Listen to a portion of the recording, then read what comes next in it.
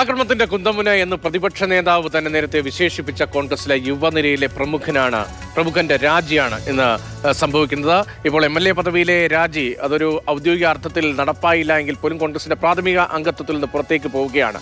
ലൈംഗികാരോപണവും കേസും ഉണ്ടായിട്ടും മന്ത്രിയായും MLAയുമായും ഒക്കെ രാജിയില്ലാതെ ഇടതുപക്ഷത്ത് അംഗങ്ങളുള്ളപ്പോൾ കോൺഗ്രസ് മാതൃകപരമായ നടപടി സ്വീകരിച്ചു എന്നാണ് കോൺഗ്രസ് നേതാക്കൾ ചൂണ്ടിക്കാണിക്കുന്നത്. ഈ നടന്ന രാഷ്ട്രീയ ചർച്ചകൾ ഏത് തരത്തിലായിരുന്നു, എങ്ങനെയാണ് ഇങ്ങനെ ഒരു തീരുമാനത്തിലേക്ക് എത്തിയത്, എന്തുകൊണ്ട് MLA പദവിയിൽ നിന്ന് രാജി ഉണ്ടായില്ല തുടങ്ങിയ വിവരങ്ങൾ അമൽ തേനമ്പ്രമ്പിൽ തിരുവനന്തപുരത്ത് നിന്ന് നൽകും. രതീഷ്, അത്യന്തം ഗുരുതരമായ ആരോപണങ്ങളാണ് രാഹുൽ മാങ്കൂട്ടത്തിനെതിരെ ഉയർന്നു വന്നത്. രാഹുൽ രാജിവെക്കണമെന്നൊരാവശ്യം തുടക്കം മുതൽ തന്നെ ഉണ്ടായിരുന്നു. എന്നാൽ യൂത്ത് കോൺഗ്രസിന്റെ സംസ്ഥാന അധ്യക്ഷ സ്ഥാനം രാജിവെച്ച് ഈ പ്രശ്നം തൽക്കാലത്തേക്കെങ്കിലും ഒന്ന് തണുപ്പിക്കാം എന്നുള്ളതായിരുന്നു കോൺഗ്രസ് നേതൃത്വത്തിന്റെ വിലയിരുത്തൽ. അതിന്റെ അടിസ്ഥാനത്തിൽ യൂത്ത് കോൺഗ്രസ് അധ്യക്ഷ സ്ഥാനം രാജിവെക്കുന്നു. പക്ഷേ അതുകൊണ്ടൊന്നും അവസാനിച്ചില്ല. അതിനുശേഷം വീണ്ടും കൂടുതൽ ശബ്ദരേഖകളും മറ്റുമൊക്കെ പുറത്തേക്ക് വന്നു, ചാറ്റുകൾ പുറത്തേക്ക് വന്നു. ആ ഒരു ഘട്ടത്തിൽ രാഹുൽ MLA സ്ഥാനം രാജിവെക്കണമെന്നൊരു ആവശ്യം ശക്തമായി.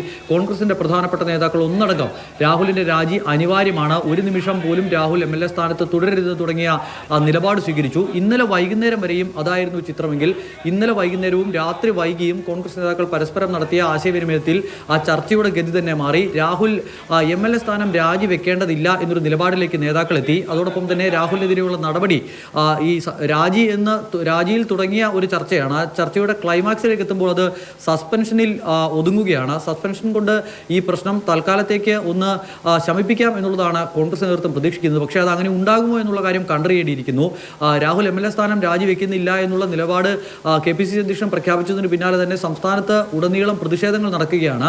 രാഹുൽ MLA എന്നുള്ള നിലയിൽ പാലക്കാടേക്ക് എത്തിയിട്ടുണ്ടെങ്കിൽ അവിടെയും വലിയ തോതിലുള്ള പ്രതിഷേധം നേരിടേണ്ടി വരും. നിലവിൽ എന്തായാലും മനസ്സിലാക്കാൻ കഴിയുന്ന കാര്യം രാഹുലിനെ ഒപ്പം ചേർത്ത് നേരത്തെ ഉണ്ടായിരുന്നതുപോലെ ചേർത്ത് പിടിച്ച് മുന്നോട്ട് പോകാൻ കഴിയുന്ന ഒരു സാഹചര്യം കോൺഗ്രസ് പാർട്ടിക്ക് ഇല്ല. അതിനാൽ തന്നെയാണ് രാഹുലിനെ സസ്പെൻഡ് ചെയ്യാനുള്ള തീരുമാനം ഉണ്ടായിരിക്കുന്നത്. നിയമസഭാ സമ്മേളനം നടക്കുന്ന സാഹചര്യത്തിലും രാഹുലിനെ ഇത്തരത്തിൽ മാറ്റി നിർത്തി മുന്നോട്ട് പോകാനായിരിക്കും തീരുമാനം. സഭാ സമ്മേളനം നടക്കുന്ന കാലയളവിൽ രാഹുൽ അവധിയെടുക്കണം എന്നൊരു കാര്യം രാഹുലിനോട് നിർദ്ദേശിക്കും. സമ്മേളനത്തിൽ രാഹുൽ പങ്കെടുക്കില്ല.